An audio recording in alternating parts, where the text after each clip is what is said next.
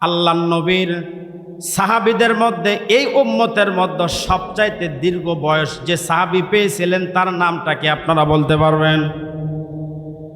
এই উম্মতের মধ্যে সবচাইতে বেশি হায়াত পেয়েছিল কোন সাহাবী বলেন তো? হয়তো জানা নাই। উম্মতের মধ্যে সবচাইতে যে সাহাবী বেশি বয়স পেয়েছিল তার নাম হলো হযরত সালমান ফারসি রাদিয়াল্লাহু তাআলা আনহু। কয় বছর বয়স পেয়েছিল? 250 বছর। কয়শো বছর? 250 বছর বয়স পেয়েছিল হযরত সালমান ফারসি। সালমান ফারসি যখন ছোট্ট ছিল ওই সময় সে খ্রিস্টান ধর্মের অনুসারী ছিল। তার বাবা একজন সম্ভ্রান্ত পরিবারের লোক ছিল, জমিদার ছিল, ধনী মানুষ ছিল। এই সালমান ফারসির একটা কাজ ছিল রেগুলার, তারা ওই সময় আগুনের তারা পূজা করত, আর ওই আগুন জ্বালানোর দায়িত্ব ছিল সালমান ফারসির। প্রত্যেক দিন আগুন মন্দিরের মধ্যে সালমান ফারসি জ্বালায় দিত, কোনোদিন বের হওয়ার সুযোগ পাইতো না। একদিন কোনো একটা কাজ করার জন্য তার বাবা তাকে ডাক দেয়া বলল, সালমান যাও অমুক বাজারে গিয়ে এই কাজটা করে আসো। এবার সালমান ফারসি যখন বাজারের দিকে রওনা দিল, খ্রিস্টানদের একটা গির্জার সামনে দিয়ে অতিক্রম করতে লাগলো। খ্রিস্টানদের গির্জার দিক তাকায় দেখে তারা খুব সুন্দরভাবে তারা ইবাদত বন্দেগী করে। খ্রিস্টান ধর্মের মধ্যে ওই সময় ওরা ছিল শ্রেষ্ঠ, ওই সময় খ্রিস্টান ধর্ম জায়েজ ছিল, সুন্দর ইবাদত বন্দেগী করে। এই দৃশ্য দেখে সালমান ফারসি বাড়িতে যাওয়ার পর সালমান ফারসি তার বাবাকে ডাক দিয়ে বলল, বাবা আমরা তো আগুনের পূজা করি, আমরা পূজা করি, কিন্তু আমি রাস্তার মধ্যে একটা দৃশ্য দেখেছি, ওই দৃশ্য আমাদের চাইতে ওই ইবাদতটা বেশি ভালো, বেশি উত্তম আমার কাছে মনে হলো। এই জন্য আগুনের পূজা বাদ দিয়া আমরা ওইভাবে ইবাদত করব। বাবা বলতেছে না, ওইটার চাইতে আমাদের এই আগুনের পূজাটাই কি বেশি ভালো। কিন্তু সালমান ফারসির মনে ধরে গেছে ওই ইবাদতটা, মনের মধ্যে ওই ইবাদত। সালমান ফারসির বাবা চিন্তা করলাম, আমার একটা মাত্র ছেলে, এই ছেলে যেভাবে ওই ধর্মের উপরে, ওই খ্রিস্টান ধর্মের উপরে যেভাবে আসক্ত হয়ে গেছে, আমার এই ছেলে তো যে কোনো মুহূর্তে ওখানে যাইতে পারে। এই জন্য একটা মাত্র সন্তান, এই একটা মাত্র দরদের সন্তানকে সালমান ফারসির বাপ সালমান ফারসিকে এই যে আমরা কি বলি যে বান্ধে রাখে, এটাকে কি বলি আমরা, বালা দিয়ে সালমান ফারসিকে বেঁধে রাখলো, যাতে করে খ্রিস্টানদের ওখানে যাইতে না পারে। কিন্তু ভিতর দিয়ে সালমান ফারসির সঙ্গে খ্রিস্টানরা যোগাযোগ করে। এক সময় সালমান ফারসি খ্রিস্টানদেরকে ডাক দিয়ে বলল, তোমাদের খ্রিস্টান ধর্মের উৎস কোন জায়গায়?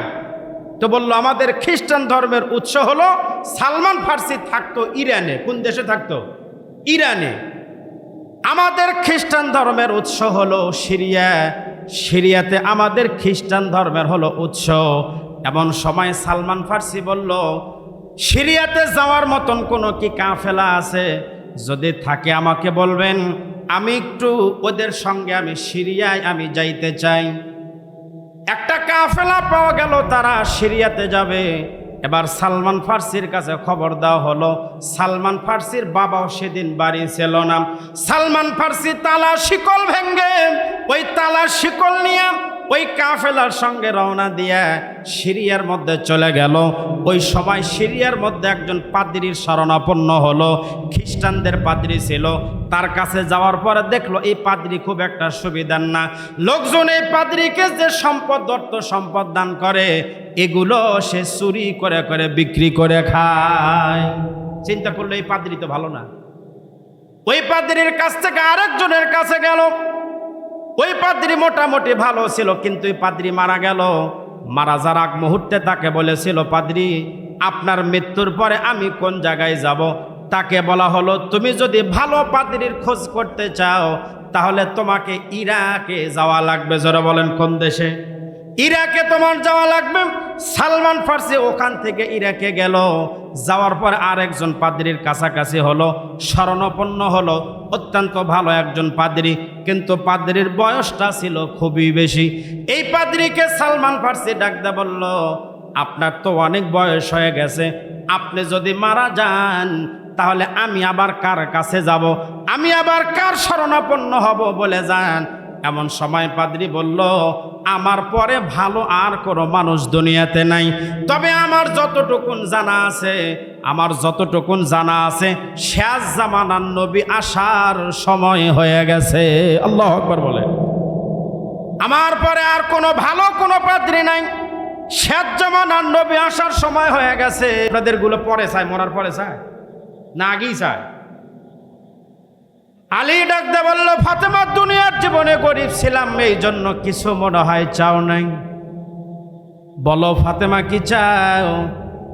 এমন সময় ফাতেমা ডাকতে বলল, স্বামী গো, গুরুত্বপূর্ণ কথা বলার জন্য আপনাকে আমি ঘরের মধ্যে ডেকেছি।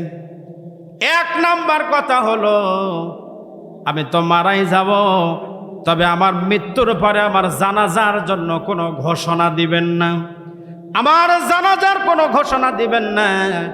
আলী ডাকতে বলল, ফাতেমা তুমি হচ্ছ হাসান হোসাইনের মা, তুমি হচ্ছ নবীর কলিজার টুকরা মেয়ে, তুমি হচ্ছ আলীর স্ত্রী, তোমার জানাজার সংবাদ যদি দুনিয়ার মানুষ জানতে পারে তাহলে লক্ষ লক্ষ মানুষ তোমার জানাজায় উপস্থিত হবে রে ফাতেমা।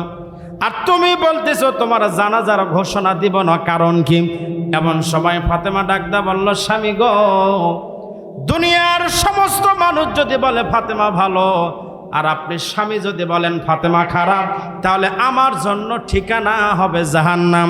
আর দুনিয়ার সমস্ত মানুষ যদি বলে ফাতেমা খারাপ, আর আপনি স্বামী যদি একটা বার আবার জন্য বলেন আমার বিবি ভালো ছিল, আপনার এক সার্টিফিকেটে আল্লাহ আমার জন্য জান্নাতের 8টা দরওয়াজা খুলে দিবে। সুবহানাল্লাহ জোরে বলেন। বইয়ের ভালো হওয়া লাগবে কার কাছে? আপনারা কথা কন না, বারে বিয়ে করেননি আপনারা? বইয়ের কার কাছে ভালো হওয়া লাগবে? আমাদের গুলার কি খবর? আমাদের গুলার বক্তব্য হলো খালি তুমি আমাকে দেখতে পারো না, সারা গ্রামের লোক একটা আমার বিপক্ষে নাই। এগুলো বলে কি বলে না? কিছু মহিলা আছে না এরকম? আচ্ছা, গ্রামের মানুষ ভালো বলে লাভ আছে? আর গ্রামের মানুষ ভালো বললে আপনার জন্য মা এটা জাহান্নামে যাওয়ার কারণ। ফাতেমা বলে, আমার দুনিয়ার মানুষের কাছে ভালো হওয়া লাগবে না, আমার স্বামীর কাছে ভালো হলে আমার ঠিকানা হবে জান্নাত। আমার এইটা হলো 1 নম্বর ওসিয়ত, আমার মৃত্যুর পর জানাজার জন্য কোনো ঘোষণা দিবেন না। আবার 2 নাম্বার চাওয়া হলো, আমার ছোট্ট ছোট্ট বাচ্চা এখনো পর্যন্ত হাসান হোসাইন নিজেরা কোনো কাজকর্ম করে খাইতে পারে না, আপনার কাছে অনুরোধ হলো আমার এই বাচ্চাগুলো যতদিন পর্যন্ত কর্মক্ষম না হবে, যতদিন পর্যন্ত তারা বড় না হবে, ততদিন পর্যন্ত আপনার কাছ থেকে ওদেরকে পৃথক করে দিবেন না। এটা হলো আমার 2 নাম্বার চাওয়া। আমার 3 নাম্বার চাওয়া হলো, স্বামী গো, আমাকে ছোট্টবেলায় আপনার সঙ্গে আমাকে বিবাহ দিয়েছিল আমার বাবা, অনেক খেদমত হয়তো আমি আপনার করতে পারি নাই, আমার খেদমত করতে অনেক হয়তো ত্রুটি হয়ে গেছে, আমি আপনার কাছে ক্ষমা চাই, মেহেরবানি করে আল্লাহর হস্তে আমার ভুল ত্রুটি মাফ করে দিবেন। আপনি যদি আমাকে মাফ করে না দেন, হাসরের ময়দানে হয়তোবা কোটি কোটি উম্মতের সামনে আমার বাবার লজ্জিত হওয়া লাগবে। এজন্য স্বামী গো, আপনার কাছে আমি ক্ষমা চাই, মেহেরবানি করে আমার জীবনের ভুল ত্রুটি আপনার কাছে ধরা পড়লে মাফ করে দিবেন। এই কথাগুলি বলে আর ফাতেমা কান্দে। এই কথা শোনার পর আলীও কান্না শুরু করছে। আলী ডাকদা বলে, ফাতেমা, এমন একটা কথা তুমি আমাকে শোনাইলা রে ফাতেমা, যখন তোমাকে আমি বিয়ে করি আমি কোনো দিক থেকে উপযুক্ত ছিলাম না, মক্কার বড় বড় টাকাওয়ালারা তোমাকে বিয়ে করার জন্য প্রস্তাব দিয়েছিল, আমি তোমাকে বিয়ে করে ভালো একটা কাপড় পর্যন্ত কোনোদিন দিতে পারি নাই, ভালো করে একদিন আমি তোমাকে পেট পুরো করে খাওয়াইতে পারি নাই রে ফাতেমা, আমি তোমার যোগ্য ছিলাম না, আল্লাহর হস্তে আমি তোমার কাছে ক্ষমা চাই। বলেন তো এমন মোহাব্বত ভালোবাসা কি বর্তমান সমাজে আর আছে? এখন আমরা কি করি? এখন বউ স্বামীর বাড়ির আত্মীয় গালি দেয়, আর স্বামী তার বিবির বাড়ির আত্মীয় স্বজনে কি করতেছে? গালি দিচ্ছে। ভাইরা আমার, ফাতেমার আলীর সম্পর্ক কত সুন্দর, আর আজকে আমাদের সম্পর্ক যায় যায় ভাব। আজকে বাংলাদেশে দেখেন বিয়ের চাইতে প্রতিদিন যদি বাংলাদেশে 100টা বিয়ে হয় 200টা ডিভোর্স হচ্ছে, ঠিক কিনা জোরে বলে। এজন্য ভাইরা আমার, ও পর্দার অন্তরালের মা বোনেরা, একে অপরের প্রতি সদয় হন। এরপরে ফাতেমা বলল, স্বামী গো, আমার 4 নাম্বার চাও হলো আমার মৃত্যুর পর আমার খাটিয়ার উপরে বড় একটা চাদর বিছায় দেবেন। আলী বলল, কেন চাদর দেওয়া লাগবে? ফাতেমা বলল, স্বামী গো, আর কারণ হলো আপনি যদি আমার কাফনের কাফন দিয়ে আমার লাশটা মরানোর পর আমার খাটিয়ার উপর আপনি যদি একটা বড় একটা চাদর বিছায় না দেন, তাহলে দুনিয়ার মানুষ যারাই জানাজায় আসবে ওরা আমার লাশ দেখে একটা অনুমান করতে পারবে আমি ফাতেমা লম্বা ছিলাম না খাটো ছিলাম, আমি ফাতেমা মোটা ছিলাম না চিকন ছিলাম, এটা বোঝা যাবে কি না? কাফনের উপর দিয়ে অনেকেই বুঝতে পারবে। আমি চাই না এতটুকুন পর্যন্ত মানুষ আমার পর্দার ব্যাপারে খেলাফ হয়ে যাবে। এই জন্য মানুষ আমার চেহারা নিয়ে আমার গঠন নিয়ে যেন কোনো মন্তব্য করতে না পারে, এই জন্য আমার খাটিয়ার উপর একটা চাদর বিছায়া দিবে। মরার পরে, মৃত্যুর পরে চিন্তা করতেছে আমার লাশের অনুমান যেন কোনো পুরুষ মানুষ করতে না পারে। আমাদের বিবির পুকুর আর বড়াইলের কি খবর? এরা তো বেঁচে থাকতেই মানতেছে না, মানতেছে? আচ্ছা, আপনাদের এলাকায় যদি 2 জন হেঁটে যায়, দাদিও যাচ্ছে নাতনিও যাচ্ছে, এই 2টার ভিতরে বলেন তো কার শরীরের ভিতরে বোরকা পাওয়া যায়? অধিকাংশ সময় নাতনির গায়ে বোরকা অন্যাও নেই, আর দাদি এমন 70 বছর বয়স, হাই সর্বনাশ, এমন বোরকা গায়ে দিছে হাত মুজা পা মুজা লাগে। আচ্ছা, আপনাদের এলাকায় 2টা গাছ, একটা গাছের বয়স হলো 1 দিন, আরেকটা গাছের বয়স হলো 50 বছর, 2টাই আমের গাছ। 2টাই কিসের গাছ? আমের গাছ। এখন একজন লোক গিয়ে 50 বছরের আমের গাছ বেড়া দিচ্ছে। আপনিও জিজ্ঞেস করলেন, ভাই তুমি 50 বছরের আমের গাছ বেড়া দাও কে? ও তখন বলতেছে, ভাই বলা যায় না, যদি গরু ছাগল মুখ দেয়। আর যে গাছের বয়স 1 দিন, আর আশেপাশে কোনো বেড়া টেরা কিছু নাই, নেট নাই, বেড়া নাই, কিছু নাই। আচ্ছা বলেন তো, যে লোকটা 50 বছরের আম গাছে বেড়া দিচ্ছে এই ভয়ে যে যদি ছাগল গরু এগুলো যদি মুখ দেয়, আপনারা ওই লোকে কি ভালো বলবেন না পাগল বলবেন? কেরে বেড়া যদি দেওয়া লাগে, কোন গাছের দেওয়া লাগবে? 1 দিন যেটার বয়স ওটা দেওয়া লাগবে, কারণ ওই গাছের উপরে মানুষের ছাগলের গরুর নজর বেশি। 50 বছরের উপরে কি নাই? গরু ছাগলের নজর নাই।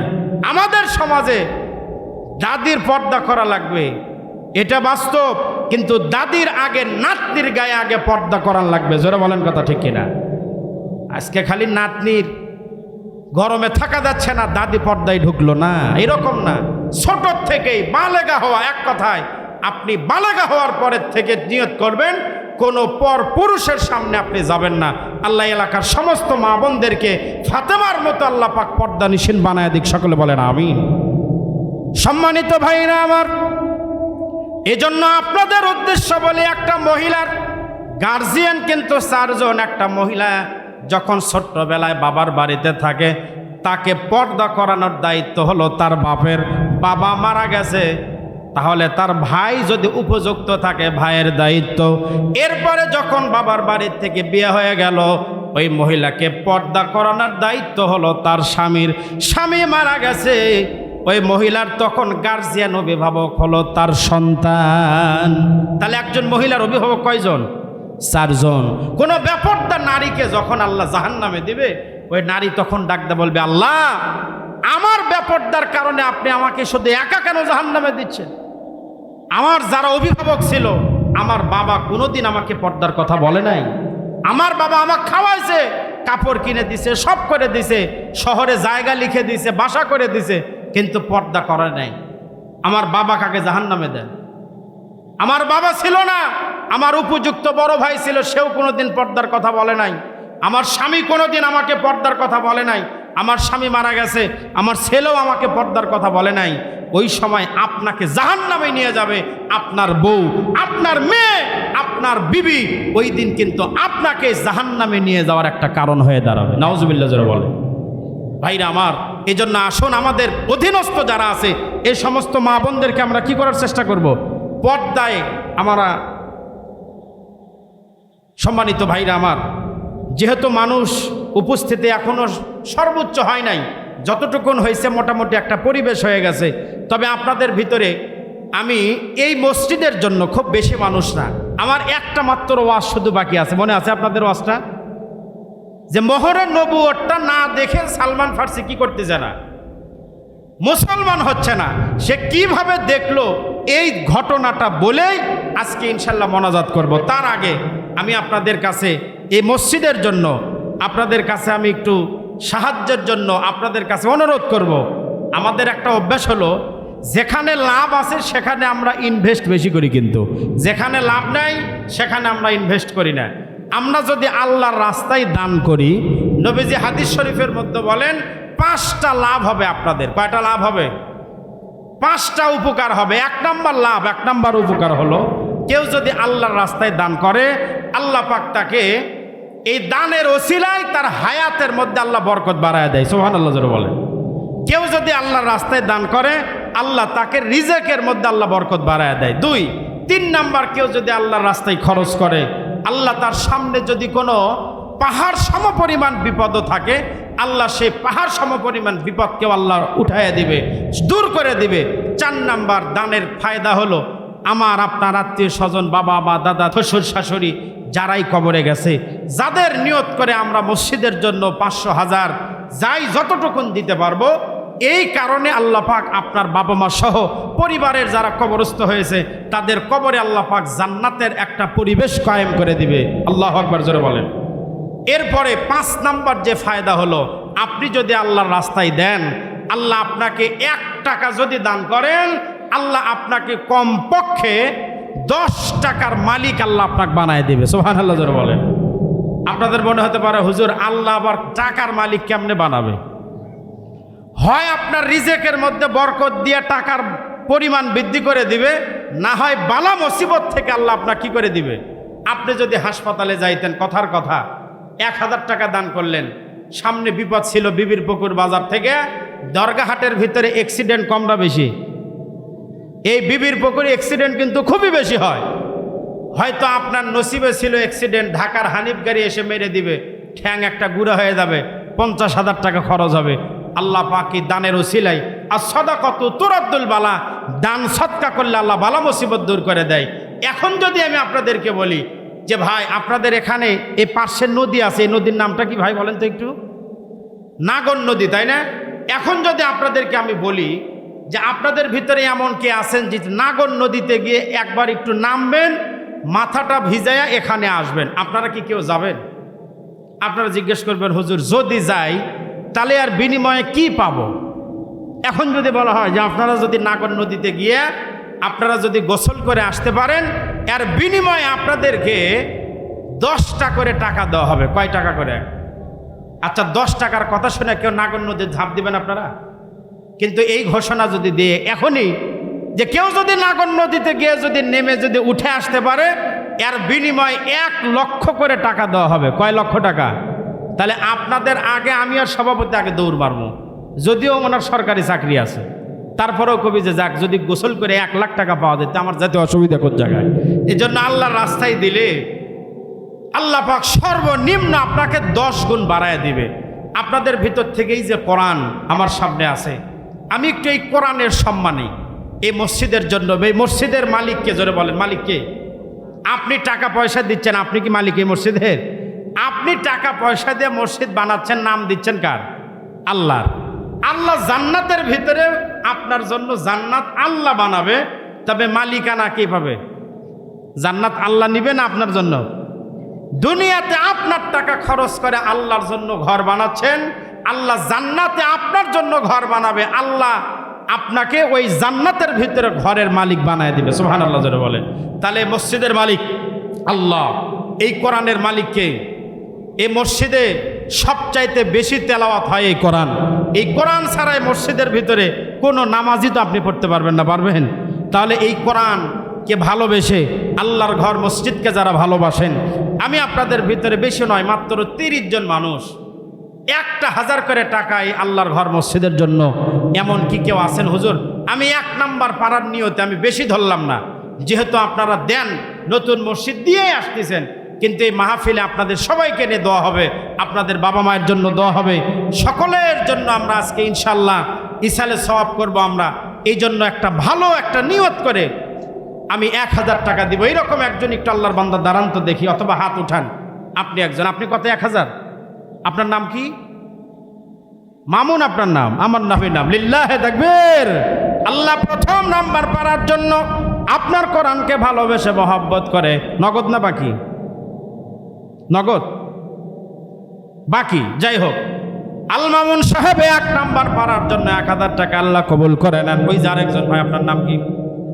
কি নাম? আমিনুর ইসলাম ভাই 2 নাম্বার পাওয়ার জন্য 1000 টাকা। জোরে বলেন মারহাবা। আল্লাহ আমিনুর ভাইয়ের দানকে আল্লাহ আপনি কবুল করে নেন। এবার 3 নাম্বার পাড়া মৃত আবু হাসান সাহেবের জন্য দোয়া চেয়ে 2000 টাকা দান করেছেন। আল্লাহ আবু হাসান সাহেবের জীবনের ভুল ত্রুটি মাফ করে দেন। আল্লাহ কবরটা জান্নাতের টুকরো বানায় দেন। সকলে বলেন আমিন। 3 নাম্বার পাড়া 3। জি, এটা আবু হাসান ফকির। এটা কি কোন, এখানে নাম আছে নাকি?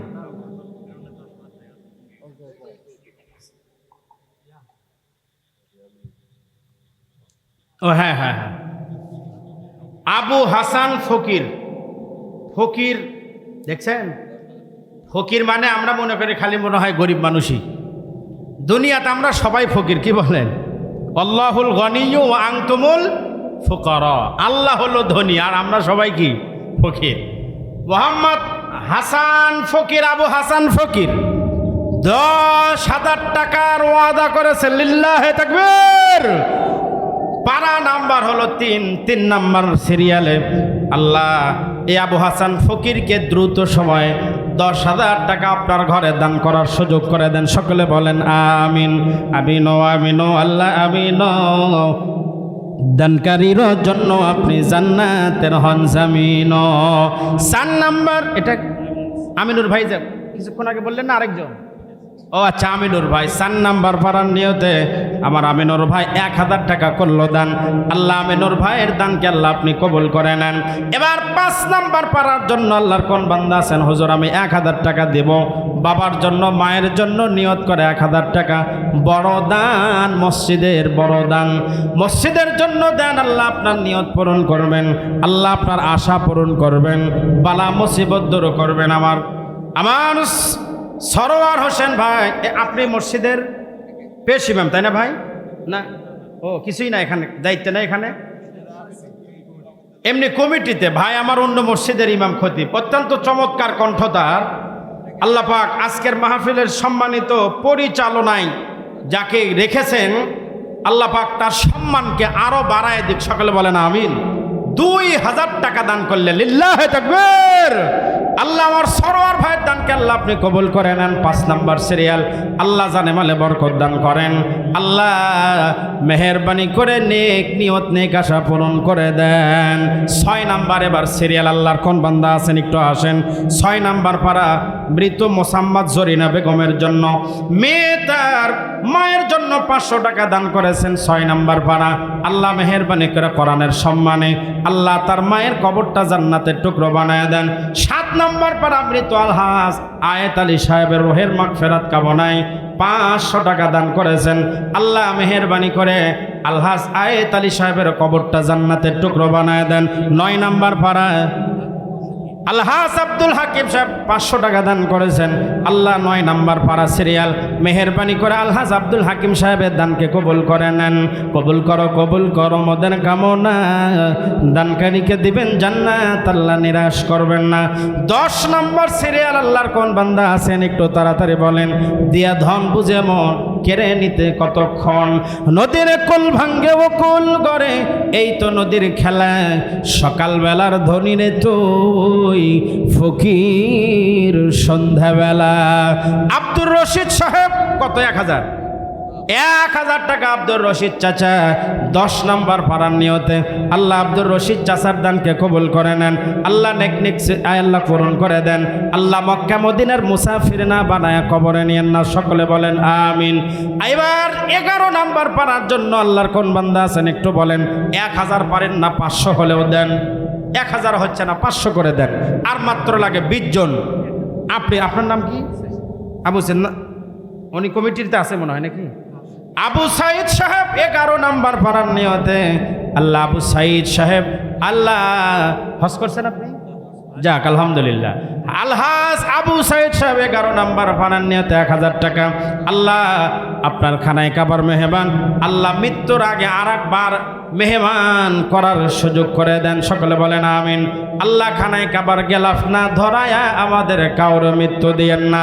12 নম্বর পাড়ার জন্য আল্লাহর কোন বান্দা আছেন একটু তাড়াতাড়ি বলেন। আর লাগে মাত্র 19 জন। 12 নম্বর সিরিয়াল। এবার 12 নম্বর পাড়ার মধ্যে একটা সূরা আছে, সূরার নাম হলো ইউসুফ। আপনাদের ভেতরে ইউসুফ নামের কেউ আছেন নাকি? ইউসুফ নবীর নাম এরকম কেউ আছেন? ইউসুফ এই 12 নম্বর পাড়ায় আছে সূরা ইউসুফ। 500 হোক 1000 হোক, আমার মা বোনদের জন্য আমি আধা ঘন্টা প্রায় আলোচনা করলাম।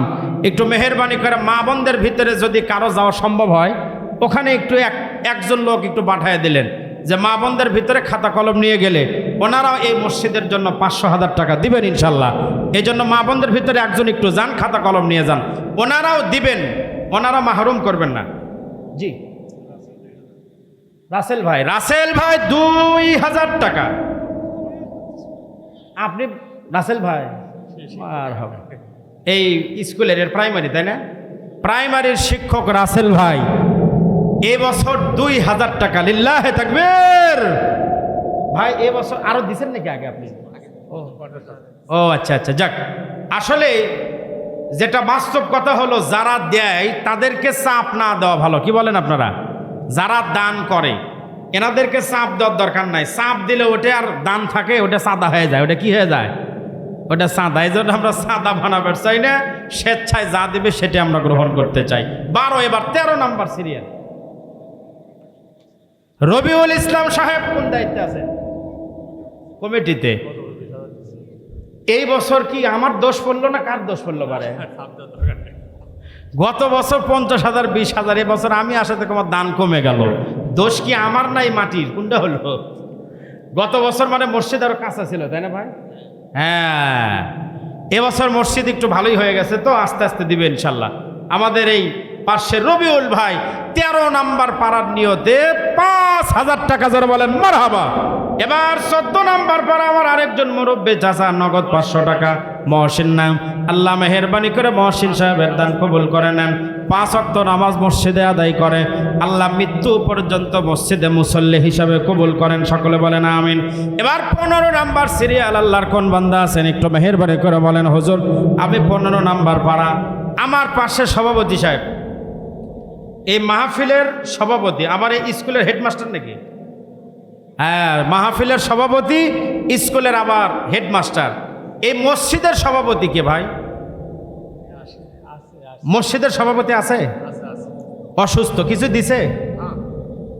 আপনাকে দিয়ে পাঠায় দিছে? ও আচ্ছা, জায়গা দিছে। এই মসজিদের সেক্রেটারি আছে? উপস্থিত আছেন সেক্রেটারি সাহেব? কোনটা? ও আচ্ছা, না আমি লোক দেখতেছি আছে কিনা। কেশিয়ার সাহেব কে মসজিদে? আপনারাই তো সব দিছেনি। এই মসজিদের বাপ মাই যেগুলো এগুলো দিয়ে দিছে। আমার সম্মানিত সভাপতি সাহেব, ওনার সঙ্গে আমার যদিও বা মানে আজকে সাক্ষাৎ হলো ফিজিক্যালি, কিন্তু ডিজিটালি সাক্ষাৎ অনেক আগের থেকেই হয়। ওনার পক্ষ থেকে এই আজকে 15 নম্বর পাড়ায় 5000 টাকা। আপনারা খুশি না বেজার? খুশি তো? লিল্লাহে তাকবীর। আল্লাহ 15 নম্বর সিরিয়ালে আমার বড় ভাই হাফিজুর রহমান সাহেব 5000 টাকা আল্লাহ কবুল করে নেন। এটা নগদ দিলেন। ও আরেকজন 16 নম্বর সিরিয়াল নামবিহীন একজন 500 টাকা দান করেছেন। 16 নম্বর পাড়া আল্লাহ আপনি কবুল করে নেন। জয়তুলের নাকি? জয়তুলের। 17 নম্বর সিরিয়াল। আল্লাহর কোন বান্দা আছেন একটু তাড়াতাড়ি বলেন। এ ভাই তোমরা একটু ভিতরে আসো তো, ময়না ভিতরে আসো তো। এই দাঁড়িয়েই থাকবা খালি। হ্যাঁ, একটু ভিতরে আসো ভাইয়া, একটু ভিতরে আসো। তোমরা ওয়াইফাই চালাও কি? রাউটারের কাছে থাকো না দূরে থাকো? ওয়াইফাই চালালে আপনি যদি ওয়াইফাই রাউটার লাগান প্রাইমারি আর বসে থাকেন জয়তুল, কানেকশন পাবি? এজন্য যত কানেকশন করতে চান তত কাছে আসেন।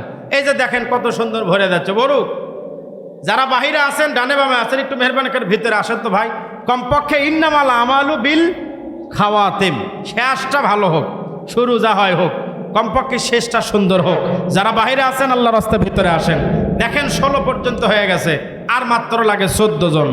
এই 14 জন হলেই আমি ইনশাল্লাহ আপনাদের সামনে বাকি আলোচনাটুকুন শেষ করে আপনাদের সবাইকে নিয়ে মোনাজাত করব। খিচুড়ি কি ভাই রেডি? এই 14 জন হতে যত দেরি হবে পোলা তত ঠান্ডা হবে। এজন্য পোলা ঠান্ডা হোক সমস্যা নাই, কিন্তু 14 জন মিল হওয়াই লাগবে। 30 জন মানুষ চাইছি, শুধুমাত্র 16 জন হয়ে গেছে। 17 নম্বর পাড়ার নিয়তে আল্লাহর কোন বান্দা আছেন? ওই যে মহিলাদের ভিতরে গেছে আমার মুরব্বী সাহেব, উনি কি কিছু নিয়ে আসলো, কিছু পালো? ভাই কি খবর বড় ভাই? আদায় হয়ে গেছে ওনাদের ভিতরেই, ওনারাই করে নিছে। আচ্ছা, মা বোনদের ভিতর থেকে ইনশাল্লাহ মোটা কিছু আমরা পাবো। 17 নম্বর পাড়ার সিরিয়ালে। আচ্ছা, এই বড়াইল যে পাড়ার মাহফিল, পুরা গ্রাম মিলে মাহফিল না পাড়া? গ্রামের। এই বড়াইলের কয়জন আপনারা এখানে বসে আছেন? দেখেন, হাত তোলেন তো আপনারা। বড়াইলের কয়জন? এই গ্রামের হাত নামান আপনারা। এই গ্রামের বাহির থেকে আসছেন কারা কারা? আপনাদের একটু দেখি, হাত দেখি। বাহিরের তো মেলা, হাত নামান। গ্রামের বাহিরের থেকেও আপনারা অনেকে আসছেন। একটা বস্তা সিমেন্টের টাকা হলেও একটু দেন। এই মসজিদের জন্য অনেক কাজ তো বাকি, তাই না ভাই? অনেক কাজ এখনো বাকি আছে, প্লাস্টার আছে, টাইলস আছে, অনেক রং সং, অনেক কিছুই বাকি আছে। কমপক্ষে একটা বস্তা সিমেন্টের টাকা দিয়ে যান। আজকে দিচ্ছেন না, কালকে যদি হাসপাতালে যাওয়া লাগে তাহলে হাজার হাজার টাকা কিন্তু ডাক্তারকে দেওয়া লাগবে। আজকে মন বলতেছে দিস না, কিন্তু কালকে কিন্তু কি ডাক্তারের কাছে প্রয়োজন হলে যাবেন। কেউ যদি চান্দা চাওয়ার আসে তাও দিবেন, কিন্তু সুস্থ হলে আল্লাহর কাছে দিচ্ছেন না, আল্লাহ বেজার হতে পারে। এই জন্য এক বস্তা সিমেন্টের জন্য একটা বস্তা সিমেন্টের টাকা হলেও দিবেন। ওই যে একজন মুরব্বী, আপনার নাম কি চাচা? কি? খোকা সাহেব। 17 নম্বর পাড়ার জন্য 1000 এক বস্তা সিমেন্ট লিল্লাহি তাকবীর। ওই যে আরেকজন হাত তুললেন, আপনার নাম কি ভাই? জহরুল ইসলাম ভাই, 18 নম্বর পাড়া, 18 নম্বর সিরিয়াল, এক বস্তা সিমেন্ট। আল্লাহ মেহেরবানি করে লোহাজাল গ্রামে বাড়ি। আল্লাহ জহরুল সাহেবের দানকে কবুল করে নেন। এবার 19 নম্বর সিরিয়াল, এটা মা বোনদের ভিতর থেকে 1327 টাকা লিল্লাহি তাকবীর। আলহামদুলিল্লাহ, মা বোনরা দিয়েছেন, ভালোই দিয়েছেন। আল্লাহ পাক যেন আমার সমস্ত মা বোনদেরকে পর্দা নিশি বানায় দেয়। সকলে বলেন আমিন। আমাদের চাইতে কিন্তু মহিলারা, মা বোনেরা বেশি কিন্তু নামাজ পড়ে। ওনারা ছেলেদের চাইতে নামাজও বেশি পড়ে, রোজাও বেশি করে। এখন স্বামীর খেদমত আপনি ভালো জানেন। আর 4 নম্বরটার ঘাটতি আছে। এই পর্দাটাও যদি মা বোন করতে পারে, এই মা বোনদের জন্য তো জান্নাত সহজ হয়ে গেল। এজন্য মা বোনদের জন্য দোয়া করছি। আল্লাহ পাক 19 নম্বর পাড়ার শুরুতেই আল্লাহ রাব্বুল আলামিন 19 নম্বর পাড়ার যে সূরাটা দিয়েছেন, একটা হলো সূরাতুশ শুআরা, আর একটা হলো সূরাতুন নামল। এই সূরা নামলের ভিতরে অনেক সুন্দর সুন্দর রানী বিলকিসের কি আছে, ঘটনাগুলি আছে। আল্লাহ রাব্বুল আলামিন যেন আমার এই বড়াইল এলাকার মা বোনদেরকে আম্মাজান খাদিজাতুল কুবরার মতো দানশীল করে আল্লাহ পাক হাসরের ময়দানে কবুল করেন। সকলে বলেন আমিন। মা ফাতেমার মতো পর্দা নিশীন কবুল করেন। সকলে বলেন আমিন। 30 জন হবি, যতই দিক সমস্যা নেই ইনশাআল্লাহ। এরপরে এটা কে দিলেন? এটা একজন দিলেন। ও টাকা পড়ে গেল। মহাজনের এই ডেকোরেটরের মালিকের সম্বন্ধে 500 টাকা দান করেছেন। 20 নম্বর পাড়া, আল্লাহ মেহেরবানি করে কবুল করে নেন। উজ্জ্বল, উজ্জ্বল না? হ্যাঁ উজ্জ্বল। 20 জন হয়ে গেছে, আর মাত্র লাগে 10 জন। তিলকা আশারাতুন কামিলা। এই 10 জন হয়ে গেলে ইনশাল্লাহ আমাদের আজকের মতো কালেকশন আমরা ইনশাল্লাহ শেষ করব। আর 10 জন মানুষ আপনাদের যার যা আছে, 500 পারিচ্ছেন না, যা আছে 200 দেন, 300 দেন, 100 হলেও যেন 30টা পাড়া সম্পন্ন হয়। আপনাদের কাছে অনুরোধ, আমি 30 জন ভাগ্যবান মানুষ দেখতে চাইছি আপনাদের কাছে। এই গ্রামের যুব সমাজ, যুবকদের ভিতরে কেউ আছে নাকি? এই গ্রামের যুবকরা ওয়াজি মনে হয় শোনে না। যুবকরা কে আছে না? এই গ্রামে সব মুরব্বী মানুষ বসবাস করে। যুবকদের কাছে এখন টাকা থাকে, এখন এমবি ভরান লাগে, এরপরে আরো কত কিছু করা লাগে। এই জন্য যুবকদের টাকা থাকে, এদের থাকে না তা না। চাইলে 200-400 টাকা মসজিদের জন্য দিতে পারবে। এজন্য আপনাদের ভিতর আমি অনুরোধ করব, 10 জন মানুষ, আল্লাহর প্রিয় মানুষ, যারা কোরআনের 21 থেকে নিয়ে 21-22 থেকে নিয়ে 30 পর্যন্ত দিবেন। 1 বস্তা করে সিমেন্ট হলেও দেন, 10টা পাড়ার জন্য। আর 10 বস্তা সিমেন্ট লাগে, 1 বস্তা সিমেন্টের টাকা দেন। হুজুর আমি ইনশাল্লাহ 1 বস্তা সিমেন্ট এই বাইতুন নূর মদিনা মসজিদের জন্য আমি দান করব। এই যে আরেকজন আসতেছে দেখেন, মহিলা প্যান্ডেল থেকে আরেকজন আমার বোন 500 টাকা দান করেছেন, 21 নম্বর সিরিয়াল। আল্লাহ আমার এই বোনের দানকে কবুল করে নেন, আম্মাজান খাদিজাতুল কুবরার দানের সঙ্গে কবুল করে নেন। সকলে বলেন আমিন। দোয়া কর দাম বদরগাহ ইলাহি, হায়াত দৌলত ইলম দারাজি। 21 হয়ে গেল, আর মাত্র লাগে 9 জন। আমার বাবু ভাই 2 বস্তা সিমেন্ট 22 নম্বর পাড়ার জন্য, লিল্লাহে তাকবীর। আল্লাহ বাবু ভাইয়ের দানকে কবুল করে নেন। আরেকজন হাত তুললেন 100, 1 বস্তা। নাম কি আপনার? আসাদুল ইসলাম। কোন জায়গার বাড়ি? আচ্ছা, লোহাজল কত দূর এখান থেকে? ও আচ্ছা, লোহাজল থেকে আসাদুল ইসলাম চাচা 23 নম্বর পাড়ার নিয়তে 1 বস্তা সিমেন্ট আল্লাহ কবুল করে নেন। সকলে বলেন আমিন। 24 নম্বর সিরিয়াল। সহজ সাহেব 30 পর্যন্ত যাবেন ইনশাল্লাহ? আস্থা আছে তো ইনশাল্লাহ? 23 হয়ে গেছে, এবার 24 নম্বর সিরিয়াল। 24তম সিরিয়ালে আল্লাহর কোন বান্দা আছেন? হুজুর আমি 1 বস্তা দিব ইনশাল্লাহ। একটু বলেন মেহেরবানি করে। 24, 25, 26, 27, 28, 29, 30, আর মাত্র লাগে 7 জন। 24 নম্বর সিরিয়ালে আল্লাহর কোন বান্দা আছেন একটু বলেন। দেখেন মাইক নিয়ে আসছে, ভাড়া নিয়ে আসছে, তারাও দান করতেছে। আপনারা গ্রামের মানুষ দিচ্ছেন আলহামদুলিল্লাহ, এই জন্য তো কম চাচ্ছি, 1 বস্তা সিমেন্ট চাচ্ছি। আজকে পারতেছেন না, 1 মাস পরে দেন, 2 মাস পরে দেন। বাবের জন্য দেন, মায়ের জন্য দেন। আজকে মা জীবিত থাকলে যদি অসুস্থ হইতো, ওষুধ কেনা লাগতো। শীতকালে কম্বল কেনা লাগে, পান কেনা লাগতো, ঔষধ কেনা লাগতো, কত কিছু লাগতো। আজকে ওই মায়ের জন্য তার কবরটা আল্লাহ পাক যেন জান্নাতের একটা অংশ বানায় দেয়, এই নিয়তে ভাইরা আমার 1 বস্তা সিমেন্ট, এটা খুব বেশি কষ্টদায়ক কোনো কিছু না। একটু মেহেরবানি করে নিয়ত করে, ইনশাল্লাহ হয়ে যাবে। দেখেন আমরা যেহেতু 23 পর্যন্ত পৌঁছে গেছি, এবার 24 নম্বর পাড়া চলে। একটু মেহেরবানি করে বলে দেন হুজুর আমি ইনশাল্লাহ 1 বস্তা সিমেন্ট দেবো। এই যে বাহিরে যারা ওই দিকে ওই যে ঘোরাফেরা করতেছেন ভাই, ভিতরে আসেন। ওই যে কে হাত তুলছে? এই যে আমার একজন যুবক ভাই, আল আমিন নাম, 24 নম্বর সিরিয়াল। আরাফাত কত?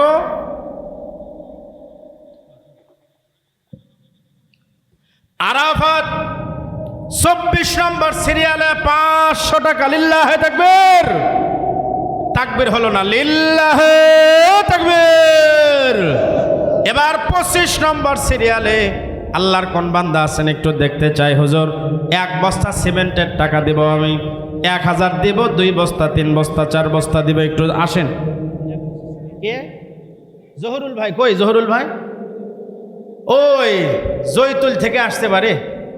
জহুরুল ভাই আমার 25 নম্বর পাড়ার জন্য 1 বস্তা সিমেন্ট। লিল্লাহে তাকবীর। আর লাগে 5 জন। আর কয়জন লাগে? এবার 26 নম্বর পাড়ার জন্য আল্লাহর কোন বান্দা আছেন? আসেন একটু বলেন তাড়াতাড়ি। 1 বস্তা সিমেন্ট দিয়ে ধন বোঝে মন, কেড়ে নিতে কতক্ষণ। নদীরে কুল ভাঙ্গে ও কুল গড়ে, এই তো নদীর খেলা। সকালবেলার ধনীরে তুই, ফকির সন্ধ্যাবেলা। 26 নম্বর পাড়া। আজ পর্যন্ত বাংলাদেশের কোনো মাহফিলে কোরআন থেকে আলোচনা করেছি 30 জন মানুষ পাই নাই, রেকর্ড নাই। বড়াইলেও ইনশাল্লাহ 30 জন সম্পন্ন হবে, আর মাত্র লাগে 5 জন। হাফিজুর রহমান সাহেব 26 নম্বর পাড়ার নিয়তে 1000 টাকা। জোরে বলেন মারহাবা। লিল্লাহে তাকবীর। 27 নম্বর পারা, 27 নম্বর পারার মধ্যে সূরা রহমান, সূরা ওয়াকিয়া, যেই সূরা আল্লাহ স্বয়ং নিজে জান্নাতে তেলাওয়াত করে শোনাইবেন, সূরার নাম হলো সূরা রহমান। 27 নম্বর সিরিয়াল। আল্লাহর কোন বান্দা আছেন মেহেরবানি করে বলেন হুজুর আমি 500, 1000, 1 বস্তা সিমেন্ট দেব। ভাই কি কিছু হবে ওই যে যুবক ভাই মেরাজুল, ওই সামনে ওটার নাম কি ছিল? আরাফাত, তাই না? আরাফাত ভাই, মেরাজুল ইসলাম আমার ভাই 27 নম্বর পারার নিয়তে 500 টাকা আল্লাহ কবুল করুক, সকলে বলেন আমিন। এবার 28 নম্বর কোনটা? মোজাম্মেল মাস্টার। কোনটা? ও আচ্ছা আচ্ছা আচ্ছা, আপনার কি হচ্ছে? ও আপনার চাচাতো ভাই। মাস্টার সাহেব আপনি কিছু দিছেন আজকে? 500। যাক আলহামদুলিল্লাহ। 28 নম্বর মোজাম্মেল মাস্টার সাহেব, উনি যখন অবসর পাশে টাকা পায়নি খালি মনে হয় যায় নামাজ দেবী দেয় নাকি? ওই সময় তো কিছুই ছিল না, এখন এই যে আমার বড় ভাই পাবি, একবারে ধরা বান্ধা টাকা পাবি। মাস্টার সাহেব অসুস্থ মানুষের পরেও বসে বসে আলোচনা শুনলো, আল্লাহ মেহেরবানি করে তারে 500 টাকা দান বড় দানের সঙ্গে কবুল করে নেন, সকলে বলেন আমিন। আর লাগে কয়জন? 28 হলো, আর কয়জন লাগে? আর মাত্র লাগে 2 জন। 29 নম্বর পারা সোহেল রানা 1000 টাকা, জোরে বলেন মারহাবা, লিল্লাহে তাকবীর। 29 নম্বর পারা আল্লাহ সোহেল রানা ভাই হয়ে গেল। এবার 30 নম্বর পারার জন্য আল্লাহর কোন বান্দা আছে? এই যে ভাই আসছে। ভাই কি খবর? কত? হ্যাঁ না, 30-এর পরে আর 1 লাখ দিলেও নেব না। আপনি 30 পারাত কত দেবেন তাই কোন তো? সাইফুল ইসলাম ভাই 30 নম্বর পারার জন্য মায়ের রুহের মাগফিরাত কামনায় 2000 টাকা, লিল্লাহে তাকবীর। একটু জোরে হাত তুলেন তো ভাই, হাত তুলেন, এখন হাত সোজা করেন, খিচুড়ি লওয়া লাগবে, লিল্লাহে তাকবীর। হাত নামান। আমার সাইফুল ইসলাম ভাই মায়ের দোয়ার জন্য দোয়া চায়, আল্লাহ মেহেরবানি করে। বাব্বাসে আছে ভাই? কোনটা? ও মোজাম্মেল মাস্টার সাহেব আপনার আব্বা। যাক আল্লাহ পাক বাবাক সুস্থতার সঙ্গে নেক হায়াত দান করুক, সকলে বলেন আমিন। আর মা তো কবরে, মা তো মারাই গেছে, তার জন্য আমরা দোয়া করবো ইনশাল্লাহ। 30 নম্বর আপনার কি হচ্ছে? আবার আপনার মেলা সম্পর্ক বাড়ে, 2000 কম হয়ে গেল। এই সরার ভাইয়ের ভাসতে, এই বড় ভাইয়ের ভাসতে, আবার মাস্টার সাহেব মানে আব্বা হচ্ছে, কি আর বলি, 2000 কমই হয়ে গেল, যে বেতন বাড়াছে। যাই হোক, আমার সাইফুল ভাই নিয়ত করছে 30 নম্বর পারা। আর কি আপনারা কেউ আছেন নাকি দেওয়ার মতো? আর আছেন আপনারা? ও না, 1 লাখ নেয়ার কম হলে নেবো ভাই। এই যে একজন হাত তুলছে দেখছেন? আচ্ছা চাচা আপনি কি দিবেন বাবা? 1000। আপনারা নেবেন না এটা ভাই? দেখছেন, আমার তো দরকার নাই, আপনাকে দেরি লাগবে এটা। হাফিজুর রহমান চাচা 1000 টাকা, লিল্লাহে তাকবীর। আল্লাহ পাক হাফিজুর রহমান চাচার দানকে কবুল করে নেক। আল্লাহ নেক নিয়ত নেক আশা পূরণ করুন, সকলে বলেন আমিন। সকলে একটু জিকির করেন, লা ইলাহা ইল্লাল্লাহ, লা ইলাহা ইল্লাল্লাহ। জোরে একটু আওয়াজ দিয়ে।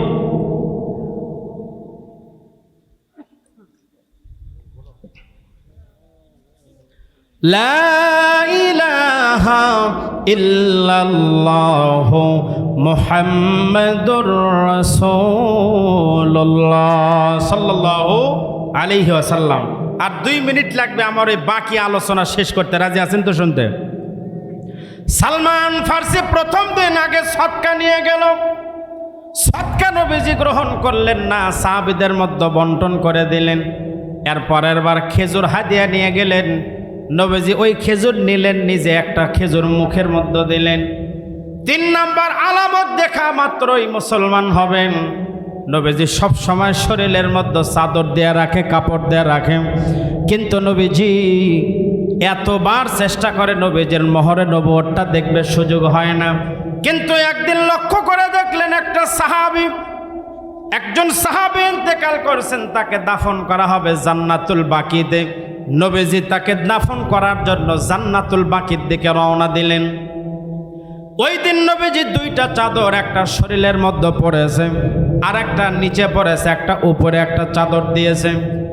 উপরের চাদরটা নবীজি চিন্তা করলেন, আমার পিছনে সালমান ফার্সি প্রত্যেক দিন দাঁড়ায়া থাকে, অবশ্যই কোনো না কোনো একটা উদ্দেশ্য আছে, আছে না নাই? প্রত্যেক দিন পিছনে দাঁড়ায়া কি যেন দেখতে চায়।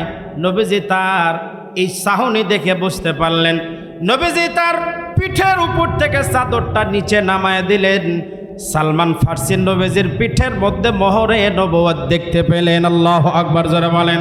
মোহরে নবুয়ত দেখা মাত্রই সালমান ফার্সি নবীজির ওই মোহরে নবুয়তের মধ্যে দুইটা ঠোঁট লাগায়া চুম্বন করলেন। করার পরে নবীজিকে ধরে হাউমাউ করে কান্না শুরু করলেন। নবীজিকে পুরো ঘটনা, যে ঘটনা আপনাদেরকে বললাম, সেই যে শুরু থেকে নিয়ে অগ্নি পুজো থেকে শুরু করে নিয়ে শেষ পর্যন্ত সমস্ত ঘটনা শোনায় দিলেন। এবার নবীজির হাতে হাত রেখে মুসলমান হয়ে গেলেন। নবীজি সালমান ফার্সিকে ডাক দে, বললেন, সালমান, তুমি যার বাড়িতে বর্তমানে গোলাম হয়ে আছো, যার বাড়িতে গোলাম হয়ে আছো, তোমাকে মুক্ত করতে কি লাগবে বলো। এমন সময় সালমান ফার্সি বললেন, হুজুর, আমি যদি ওখান থেকে মুক্ত হতে চাই তাহলে তাকে 300টা খেজুরের গাছ দেওয়া লাগবে। কয়টা খেজুরের গাছ? 300টা খেজুরের গাছ দেওয়া লাগবে। নবীজি সাহাবীদেরকে বললেন, কেউ 20টা, কেউ 10টা, কেউ 50টা, এভাবে 300টা খেজুরের গাছের ব্যবস্থা হয়ে গেল। আর 40 গ্রাম সোনা লাগবে মুক্ত হতে। কয় গ্রাম? নবীজি একটা আমানতের একটা সোনা পেয়েছিলেন, ওটা ওজন দেওয়া মাত্র 40 গ্রাম মিলে গেল। এবার সালমান ফার্সিকে মুক্ত করার জন্য 300 খেজুরের গাছ আর 40 গ্রাম স্বর্ণ দেয়া সালমান ফার্সিকে মুক্ত করে নিল। আল্লাহু আকবার, জোরে বলেন। সম্মানিত ভাইরা আমার, দেখুন তারা ইসলাম পাওয়ার জন্য কত কষ্ট করছে, তাই কিনা? সেই কথাই থেকে সেই ইরান কোন জায়গায় আর মক্কা মদিনা কোন জায়গায়, এত দূর কষ্ট করে কোথায় থেকে কোথায় বিক্রি হয়ে গেল। একজন জমিদারের ছেলে ছিল, কত কষ্ট করলেন। আমরা সেই ইসলামকে সহজে পেয়েছি। আল্লাহ পাক আমাদেরকে যেন ইসলামের সমস্ত হুকুমগুলিকে, সমস্ত আহকামকে আমাদের সম্পূর্ণরূপে পালন করার তৌফিক দান করে দেয়। সকলে পড়েন আমিন। ইস্তেগফার পড়েন, আস্তাগফিরুল্লাহ রাব্বি মিন কুল্লি যামবিন ওয়া আতুবু ইলাইহি, লা হাওলা ওয়ালা কুওয়াতা ইল্লা বিল্লাহিল আলিয়্যিল আযীম। আমরা দোয়া করব, তার আগে আমাদের সম্মানিত সভাপতি মহোদয় উনি সমাপনী বক্তব্য দিবেন, এরপরে ইনশাল্লাহ আমরা মোনাজাত করব।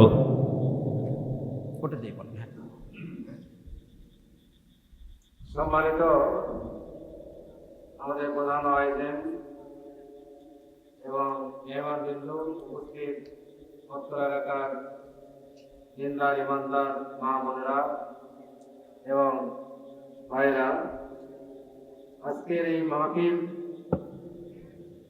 আল্লাহ তাআলা অনুকূল আবহাওয়া পরিবেশে করার সুযোগ করে দিলেন।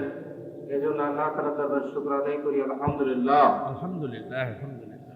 প্রিয় মুসলিম کرام, আজকে মাহফিলে আপনারা আমাদের ওলামায়ে কেরামের নিকট থেকে গুরুত্বপূর্ণ আলোচনা শুনলেন, আলোচনায় সহযোগিতা করলেন। বিশেষ করে অত্র নির্মিত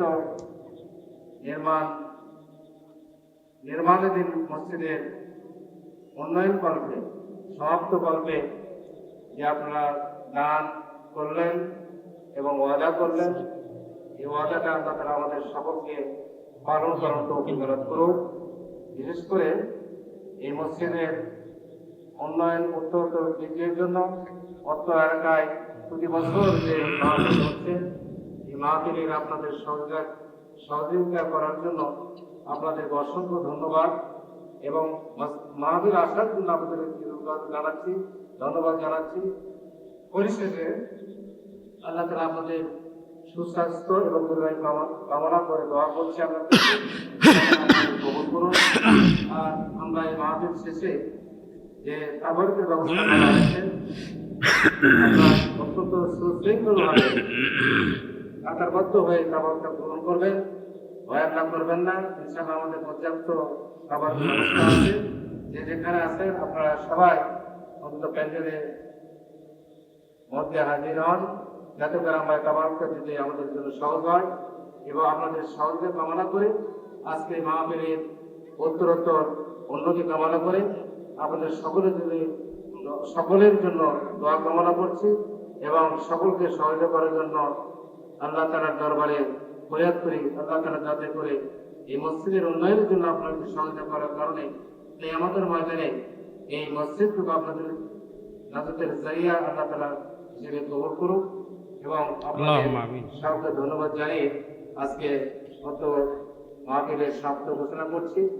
আর পরিশেষে আমাদের প্রধান বক্তা দেশ আলমীদিন হযরত মাওলানা হাফেজ মামুনুর রশীদ সাহেবকে দোয়া পরিচালনা করার জন্য সদয় অনুরোধ করে আজকে এই মাহফিলের সমাপ্ত কামনা করছি। আসসালামু আলাইকুম ওয়া রাহমাতুল্লাহ।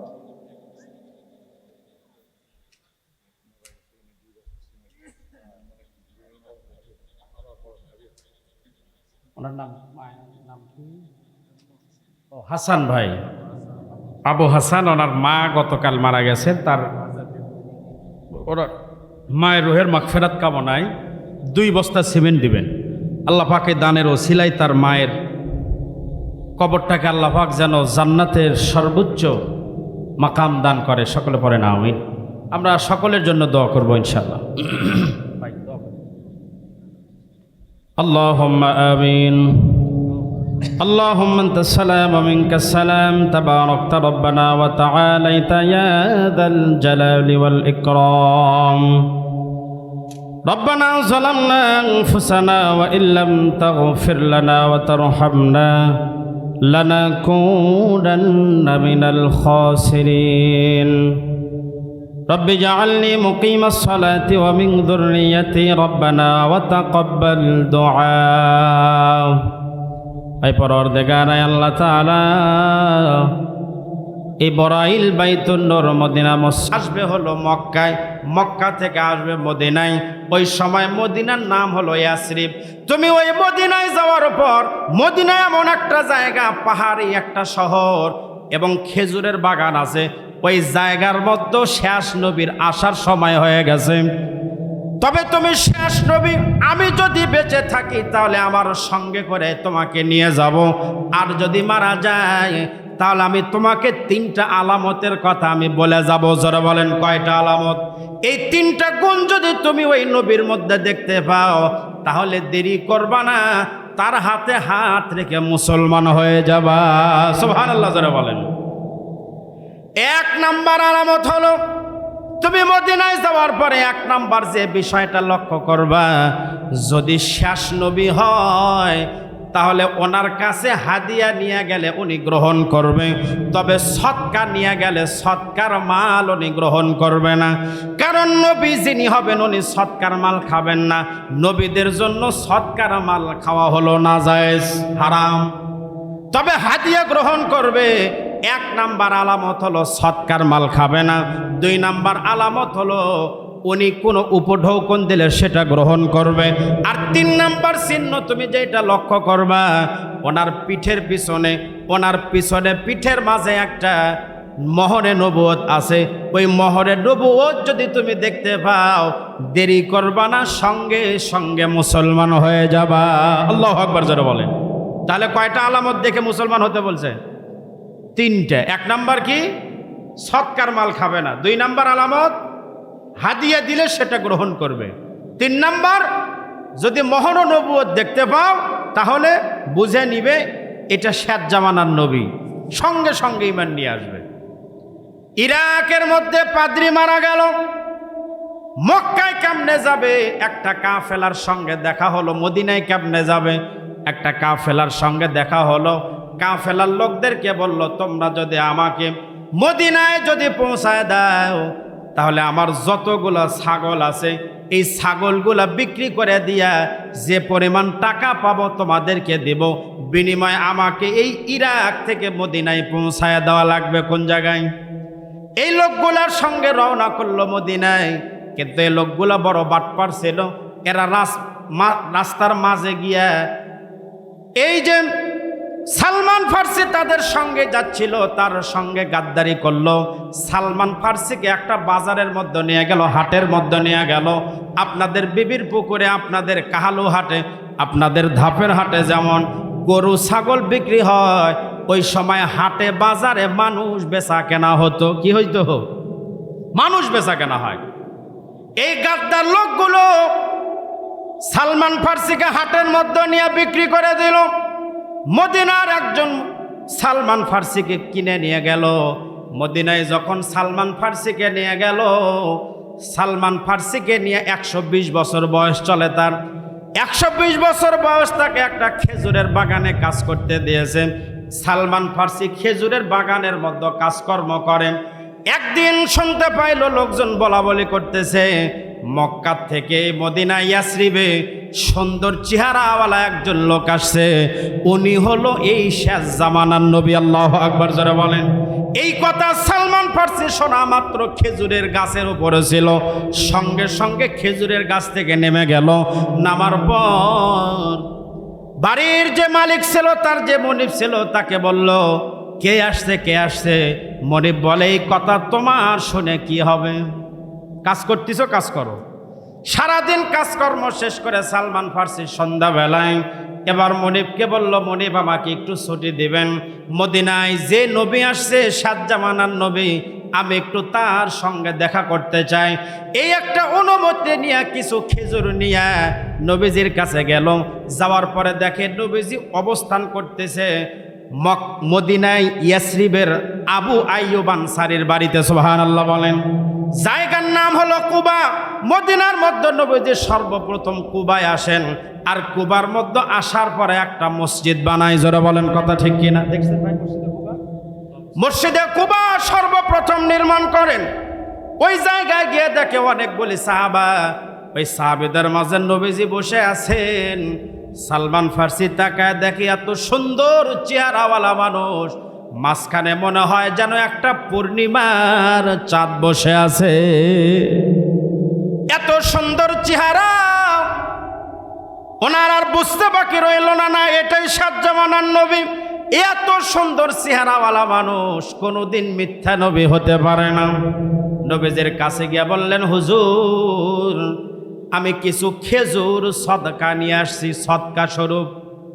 নবীজি বললেন যে এই সদকা আমার জন্য খাওয়া কি নাহি?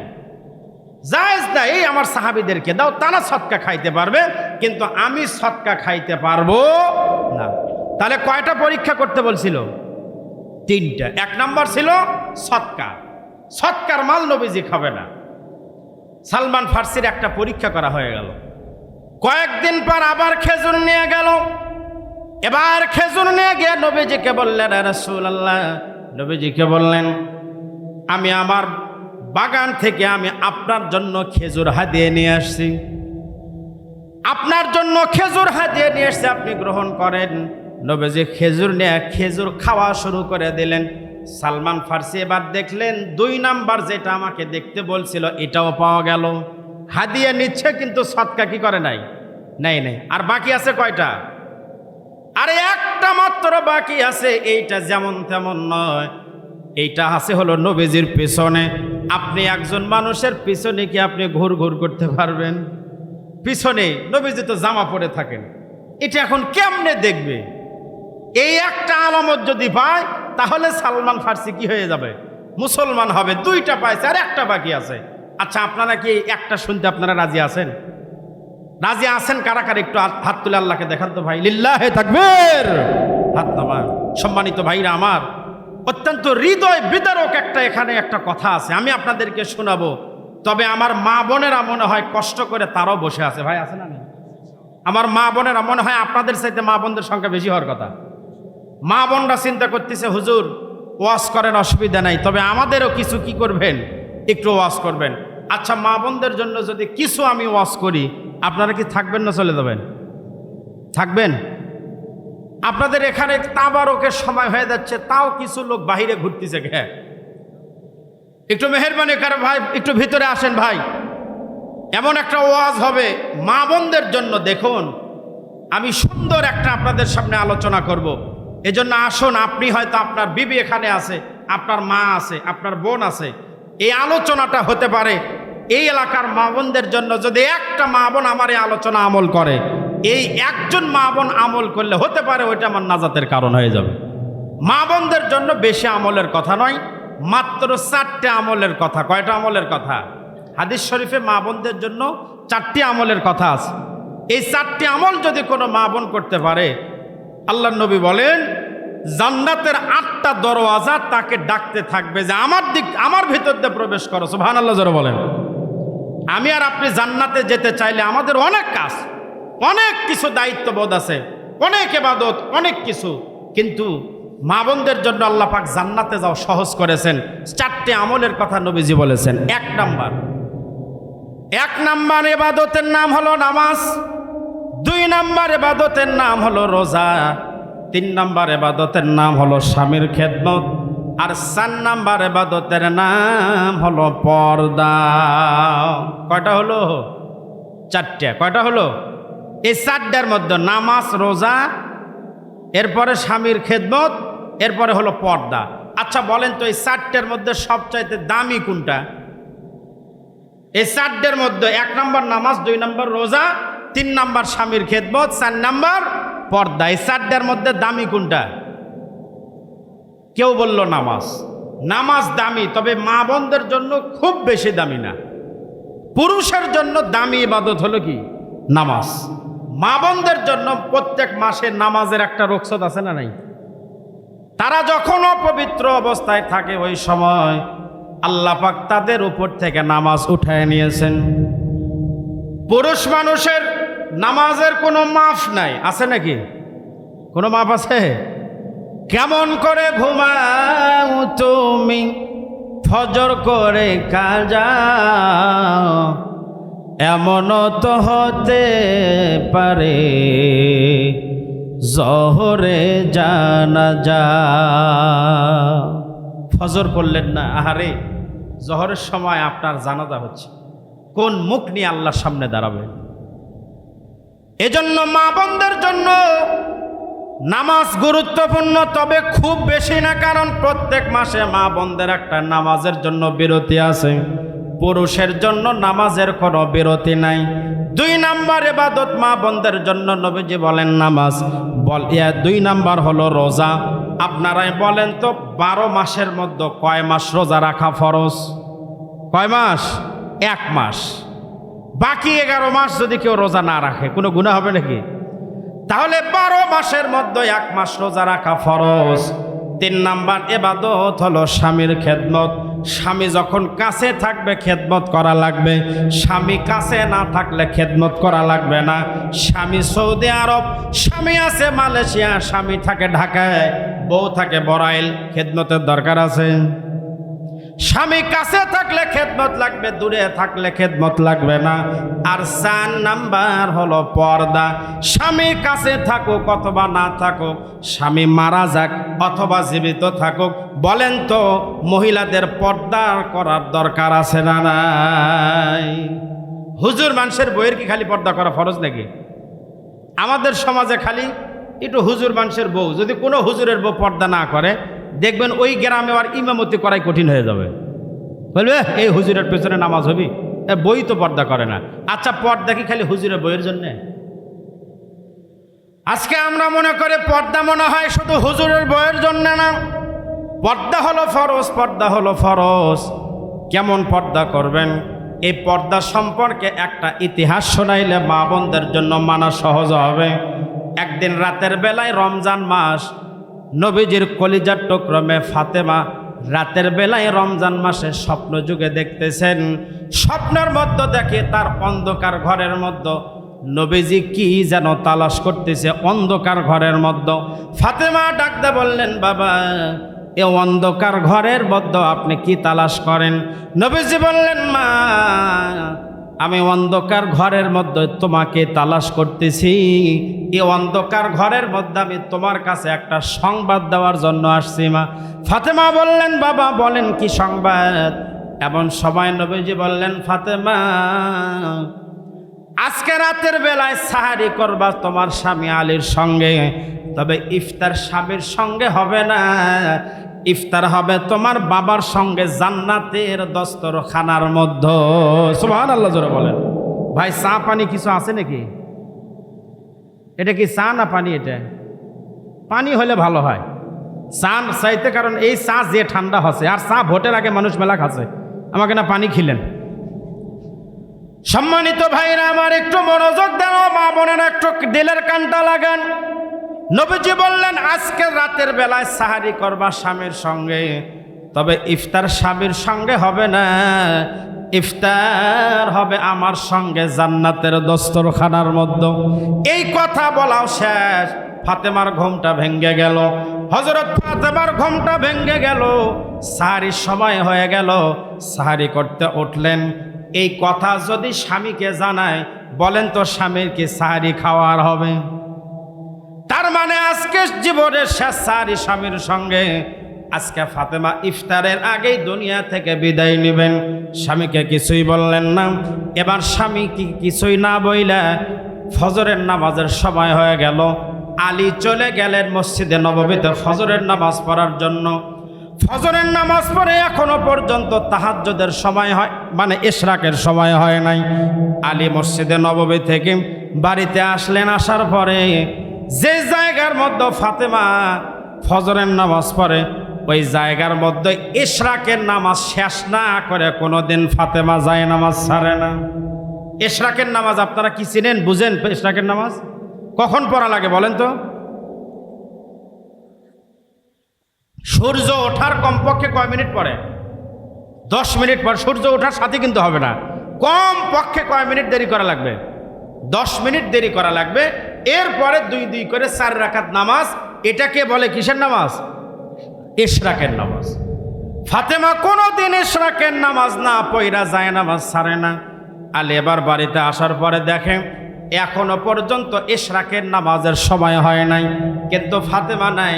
ফাতেমা গেল কোন জায়গায়? ফাতেমা খুঁজতে খুঁজতে গিয়ে দেখে ফাতেমা রান্নাঘরে গিয়ে দেখে কাণ্ড, যে ফাতেমার শরীরের মধ্যে প্রচণ্ড জ্বর। এ ফাতেমা অনেকগুলা আটার খামির বানায় রাখছে, বড় একটা পাতিলের মধ্যে অনেকগুলা পানি গরম করে রাখছে, অনেকগুলো কাপড় হাসান হোসেনের ভিজায় রাখছে। আলী ডাকদা বলল, ফাতেমা তোমার শরীর এতটাই খারাপ, এতগুলা খামির কেন বানাইছো? এতগুলা রুটি কমপক্ষে 1 সপ্তাহ লাগবে শেষ করতে। এতগুলা কাপড় কেন ভিজায় রাখছো? এতগুলা গরম পানি কেন তুমি চুলার উপরে দিয়ে রাখছো রে ফাতেমা? এমন সময় ফাতেমা ডাকদা বলে, স্বামী গো, এর কারণ হলো আর জীবনেও কোনোদিন আমার সন্তানদের কাপড় পরিষ্কার করে দিতে পারবো না, আমার হাত দিয়ে আর আপনাদেরকে রুটি বানায় খাওয়াইতে পারবো না। কারণ আজকের রাতের বেলায় আমি স্বপ্ন যুগে দেখেছি, আমার বাবা আমাকে সংবাদ দিয়ে গেছে, ফাতেমা আজকে সাহারি করবা আলীর সঙ্গে, তবে ইফতার হবে আমার সঙ্গে জান্নাতের দস্তরখানার মধ্যে। তার মানে আমি আর বাঁচবো না এই দুনিয়াতে। আজকের দিন হলো আমার জীবনের শেষ দিন। এই কথা বলা মাত্রই গাছ কাটলে, গাছের গোড়া কাটলে গাছটা যেমন পড়ে যায়, হযরত আলী মনে হয় তেমনি ভাবে পড়ে গেলেন। ফাতেমা একদিক কান্দে স্বামী, আর একদিকে কান্দে। কিছুক্ষণ পর 2টা সন্তান ঘরের মধ্যে ঢুকে গেল। 2টা সন্তান তাকায় দেখে একদিক বাবা কান্দে, আরেক দিক হয়ে মা কান্দে। মায়ের কাছে গিয়ে বলে, মা জীবনও এইভাবে কোনোদিন তোমাকে কান্না করতে দেখি নাই, কেন কান্দো মা, কেন কান্দো? মা কোনো জবাব দেয় না। বাবার কাছে গিয়ে বলে, বাবা মাও কান্দে, তুমিও কান্দো, কেউ কিছুই বলো না। ফাতেমার একটা অভ্যাস ছিল, কোনো কাজ করতে লাগলে যখন সন্তানগুলো ডিস্টার্ব করত, সন্তানদেরকে পাঠায় দিত নবীর রওজায়।